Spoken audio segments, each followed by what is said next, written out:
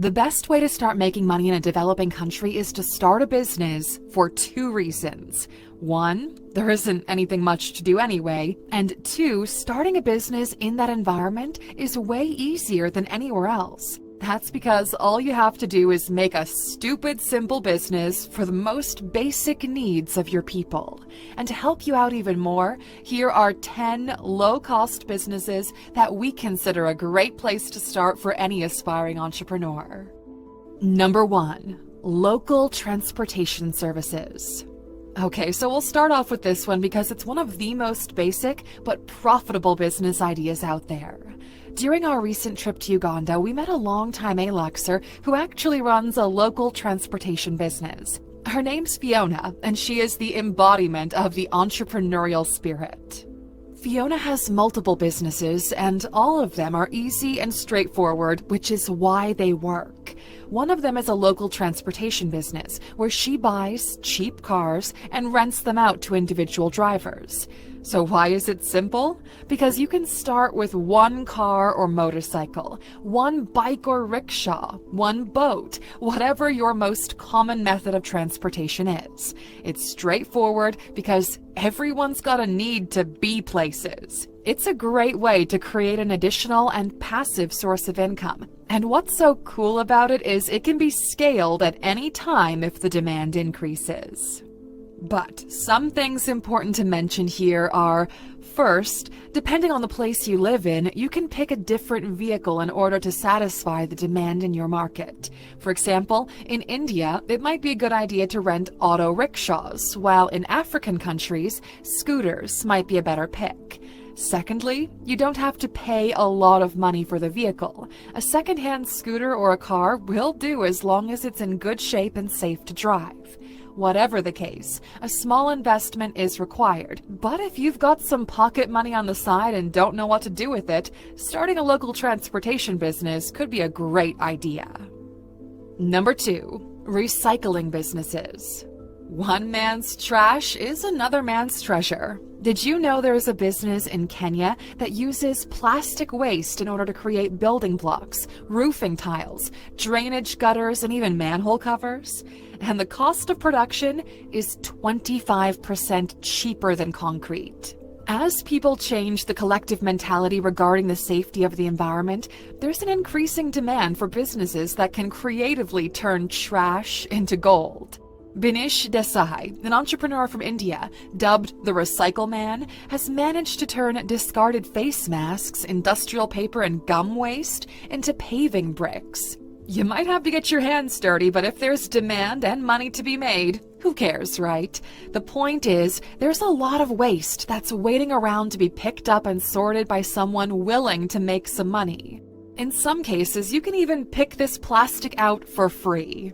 What you basically need is to sort this trash out, find the best recipe on the market, buy or build a press yourself, and scale the operations based on demand. Now, some may say you need a hefty budget in order to start things out. But if you research the internet enough, you'll find you actually don't.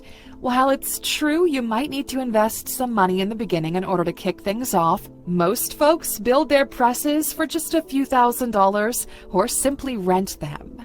Binish Desai made it to Forbes 30 Under 30 with this business plan, so who says you can't be the next one to make it?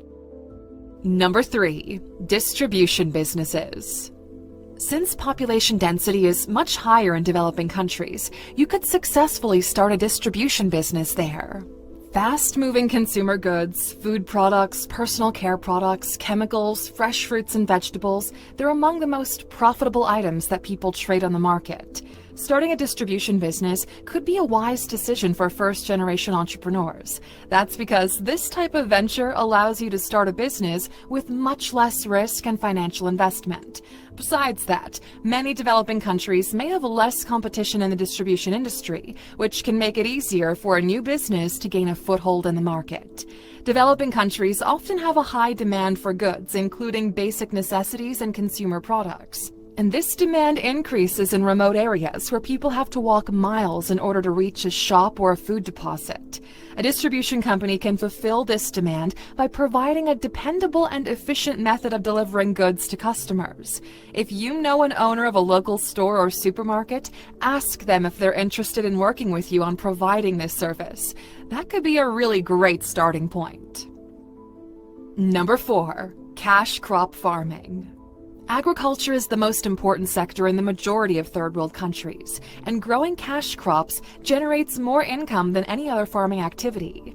Many developing countries have a high demand for cash crops like coffee, cocoa, and cotton because of their daily use in every household. If you own a piece of land that can be used to grow these basic crops and specialize in making it profitable, selling those to local producers can turn out to be a great source of income.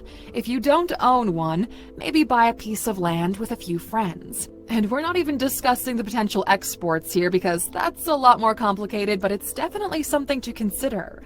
Just remember to start small, test the market, and see what demand and profit margins are like for each product. Number 5, mobile phone repair.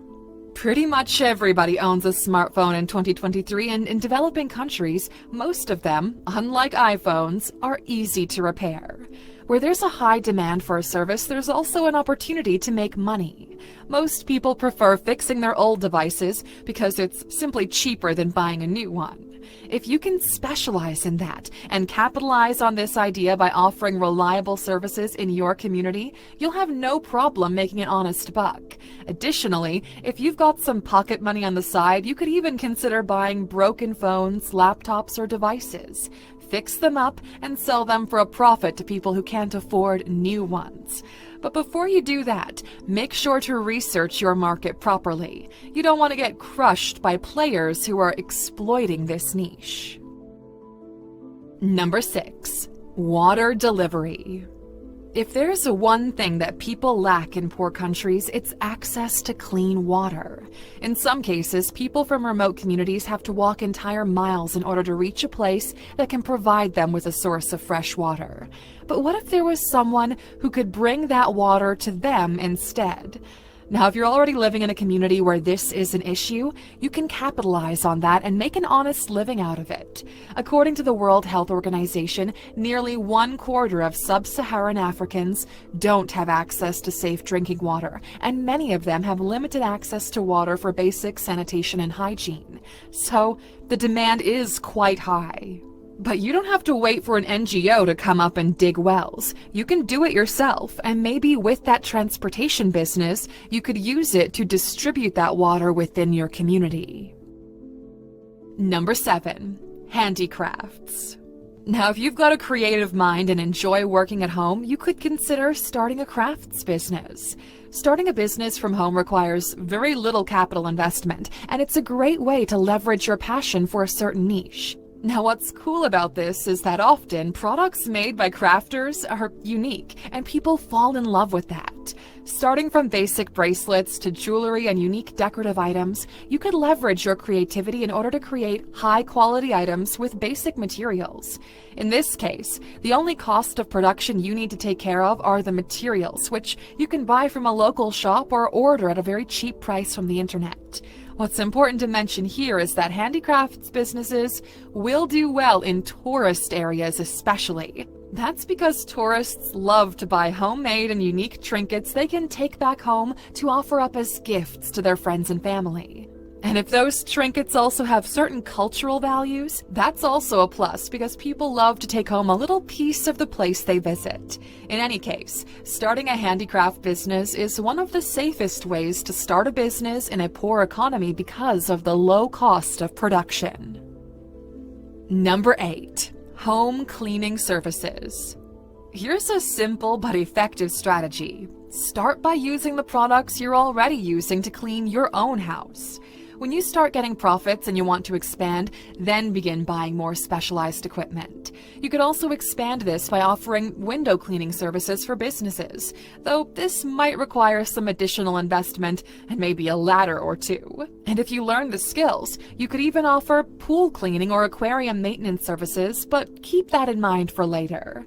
Pressure washing is also pretty big, and if you're able to identify and target businesses that require those services, you'll have no trouble constantly finding new clients. Number 9. Street food stalls. Asia is notorious for its street food industry, and many tourists are dying to visit and explore its diversity. The key factor here is to be unique and come up with a recipe and brand that stands out from the rest of the stalls. Besides the demand generated by tourists, street food is a popular and convenient option for many local Asians, and it's frequently in high demand. Street food stalls typically have low overhead costs as they don't require a lot of space or expensive equipment. And this means you can start your business with a low initial investment, which is more than ideal. Because street food is typically sold at a low price point, you could make a profit even with a low sales volume. You could also keep costs under control by sourcing ingredients at reasonable prices from local suppliers. Just make sure you meet all sanitary and health requirements, and your recipes are offering customers a positive experience. Number 10. Opening up a barber shop. Look, there's always going to be a demand for hair care and barbering services. Whether you're a barber yourself offering services at home, or you want to expand to a different property and set up a barber shop, this is a great business idea. When it comes to dealing with competition and standing out, creating a culture or a brand around your shop can help you to scale and establish a clientele. The better and more professional your services are, the higher the likelihood the client is going to return. Focus on this aspect, and you'll go big in no time. And that's it for today, Aluxer. Which low-cost business mentioned in this video appears to be the most interesting to you? Drop your answers in the comments below, and if you're living in a developing country, make sure to share with us what you would add to this list. We're so curious to know how many Aluxers are business owners and what sectors they're actively participating in. And if this video does well, we're going to make another and more advanced version for those of you who've already got a pile of cash sitting on the side. So stay tuned for that. If you found this